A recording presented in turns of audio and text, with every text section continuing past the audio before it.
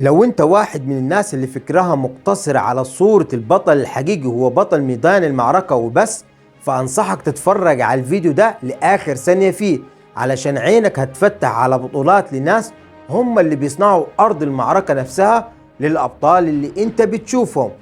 تعال نعرف القصة بأهم تفاصيلها.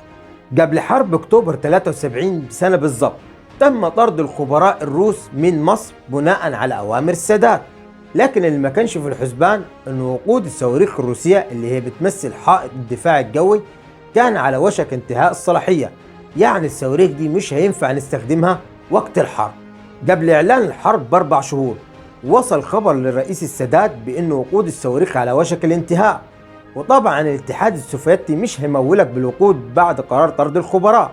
وهنا خلينا أقول لك كمان بأنه الاتحاد السوفيتي كان بيمولك بإطارات الطائرات واللي وقف تمويلها بعد قرار طرد الخبراء. خلينا ارجع لك لموضوعنا. لو انت ما تعرفش معنى غياب سلاح الدفاع الجوي اللي هو حائط الصواريخ الجوية، فاحب اقول لك انه ده معناه الغاء الحرب باكملها، واظن انك مش محتاج تفاصيل تاني عن النقطة دي. لكن اللي انا عايزك تعرفه كويس، او خلينا نكون اكثر دقة مع بعض، انا عايزك تسأل نفسك يا ترى حال الرئيس السادات وقت سماع الخبر ده كان ايه؟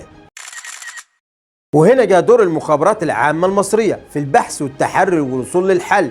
وفي خلال أيام رجال المخابرات المصرية وصلوا لتقرير عن شاب بيشتغل دكتور في المركز القومي للبحوث، إلا إنه بيتميز عن غيره بشدة الذكاء، والدكتور ده اسمه محمود يوسف إسعادة، وهو ده بقى بطل قصتنا النهاردة.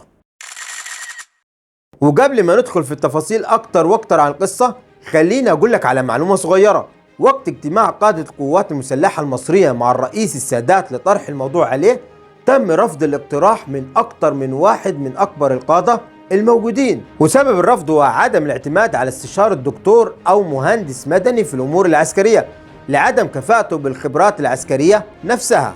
لكن الظاهر كده أن الشخص اللي كان مرشح الدكتور محمود إسعادة للمهمة دي كان متمسك بيه جدا، وأقنع الرئيس السادات انه ده شخص عبقري وفريد من نوعه.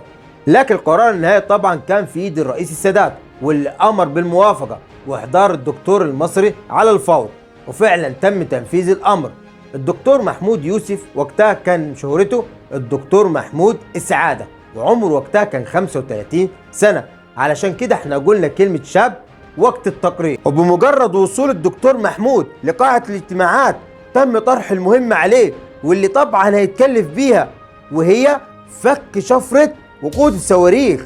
وبالمناسبة الشفرة دي كانت معقدة جدا ومش أي حد يقدر يفكها، والرئيس والقادة كانوا عارفين كده كويس، لأنه الوقود كان عبارة عن خليط سري تم تكوينه بمعادلات كيميائية في منتهى الصعوبة. وفي اللحظة دي أنت كواحد بيسمع بس تفاصيل القصة ليك إنك تتخيل مدى أهمية وصعوبة المهمة، لكن الدكتور محمود يوسف إسعادة رد فورا وقال هنحارب يعني هنحارب. وفعلا بدأ العمل على فك شفرة الوقود.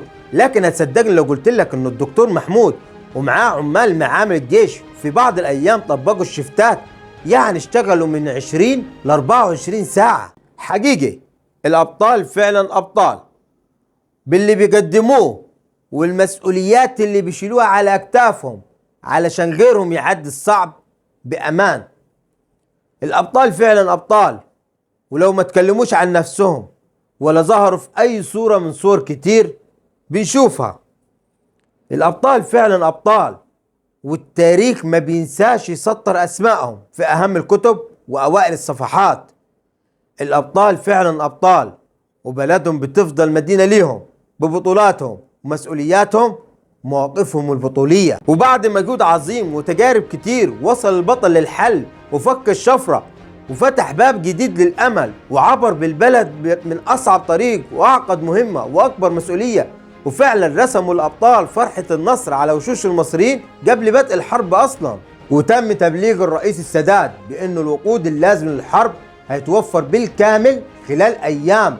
وهنا خلينا نتكلم عن طريقة فك الشفرة، واللي كانت سرية للغاية لوقت إعلام بنته الدكتورة سعاد محمود إسعادة بعد وفاة والدها الدكتور محمود إسعادة. الدكتورة سعاد قالت بأنه الحل كان بالتعاون مع معامل الجيش، وهو استخلاص كمية الوقود الغير منتهية الصلاحية من إجمالي الكمية المتبقية عند القوات المسلحة وتكوين العناصر المستخدمة فيه.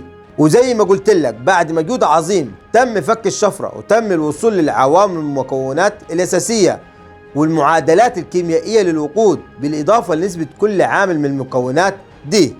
وبعد شهر واحد تم استخلاص 240 لتر من الوقود الغير منتهي الصلاحية وتم استيراد جالون أو جيركن عبارة عن عينة من نفس الوقود من دولة تانية طبعا غير الاتحاد السوفيتي اللي وقف تمويلك بعد قرار طرد الخبراء. تم اختبار وتحليل العينة واللي كانت فعلا مطابقة لنفس مواصفات الوقود اللي عندنا.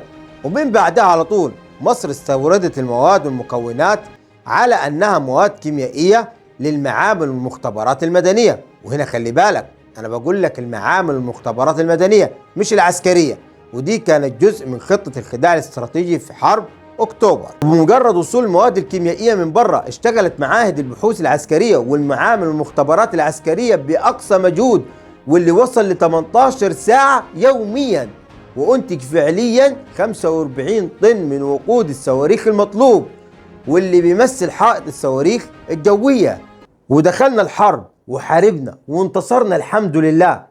لكن السؤال هنا، هل بطولات الدكتور محمود إسعادة واختراعاته وإنجازاته العلمية والوطنية انتهت كده خلاص؟ الإجابة طبعا لا. اللي ما تعرفوش إن الدكتور محمود إسعادة لقب ببطل المحاصيل المصرية، وده لأنه في مرحلة من مراحل مصر الصعبة حصلت مشكلة كبيرة في المحاصيل الزراعية المصرية وعلى رأسها محصول القمح.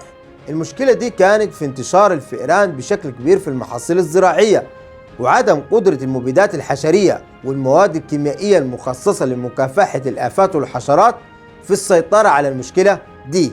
وهنا بيظهر معانا الرجل المنقذ، رجل المهام الصعبة، السوبر هيرو الدكتور محمود إسعادة، واللي قدر وقتها يتوصل للحل، وهو عبارة عن استخدام تقنية متطورة للموجات فوق الصوتية واللي فعلا قضت على الفئران اللي انتشرت في المحاصيل الزراعية المصرية نهائيا. ده طبعا يرجع لخبرته الكبيرة في مجال الكيمياء الصناعية والموجات فوق الصوتية، لأنه كان واحد من أوائل العلماء والباحثين اللي اشتغلوا في المجال ده وحققوا فيه إنجازات عظيمة. رحل البطل عام 2011، رحل بطل الظل زي ما وصفوه في العسكرية المصرية في حرب أكتوبر. رحل بطل من أهم الأبطال اللي اتبنت الحرب على وجودهم وعدم غيابهم. رحل البطل بعد ما أثبت لنا إنه الإنسان ممكن يكون واحد من أهم الأبطال من غير ما يطلق رصاصة واحدة أو يلبس بدلة عسكرية أو يشارك في ميدان المعركة. رحم الله البطل الدكتور محمود يوسف إسعادة. قناة يوم المعرفة قناة تاريخية، اشترك في القناة وفعل زر الجرس، دوس لايك وشارك الفيديو علشان يوصلك كل جديد.